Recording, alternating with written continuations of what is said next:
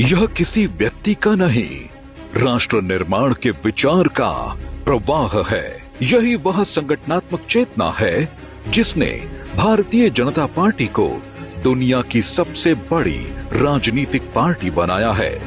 जिस भाजपा की नींव डॉक्टर श्यामा प्रसाद मुखर्जी ने राष्ट्र की एकता और अखंडता के संकल्प के साथ रखी, जिसे पंडित दीनदयाल उपाध्याय ने एकात्म मानववाद के माध्यम से अंत्योदय का दर्शन दिया और जिसे अटल बिहारी वाजपेयी जी ने लोकतांत्रिक मर्यादा, सुशासन और राष्ट्रीय स्वाभिमान की ऊंचाइयों तक पहुंचाया, आज वही भाजपा संगठन और लोकतंत्र की सबसे सशक्त मिसाल बन चुकी है।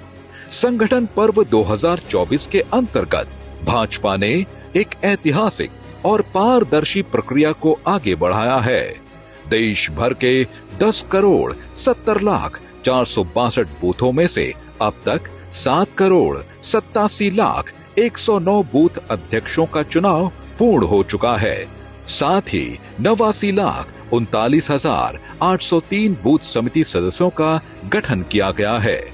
युवा नेतृत्व को आगे लाने के संकल्प के साथ 45 वर्ष से कम आयु की पात्रता के आधार पर 17,743 मंडलों में से 16,459 मंडल अध्यक्षों का चुनाव संपन्न हुआ है। इसी प्रकार 1,036 जिलों में से 978 जिला अध्यक्षों का निर्वाचन पूरा किया गया। विधानसभा से लेकर प्रदेश स्तर तक निर्धारित 6,384 प्रदेश परिषद सदस्यों में से 4,932 सदस्यों का निर्वाचन हो चुका है। देश के 37 संगठनात्मक राज्यों और केंद्र शासित प्रदेशों में से 30 प्रदेश अध्यक्षों का चुनाव पूरा हुआ है, जो 81% संगठनात्मक सफलता को दर्शाता है।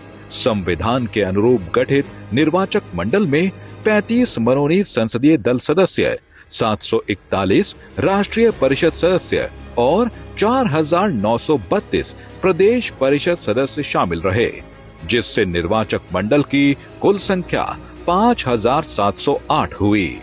16 जनवरी को राष्ट्रीय अध्यक्ष चुनाव प्रक्रिया की घोषणा, 19 जनवरी को नामांकन और 20 जनवरी को राष्ट्रीय अध्यक्ष के निर्वाचन की औपचारिक घोषणा के साथ यह स्पष्ट हो गया कि भाजपा केवल चुनाव जीतने वाली पार्टी नहीं है, बल्कि आंतरिक लोकतंत्र, संगठनात्मक पारदर्शिता और कार्यकर्ता आधारित राजनीति की सबसे सशक्त मिसाल है।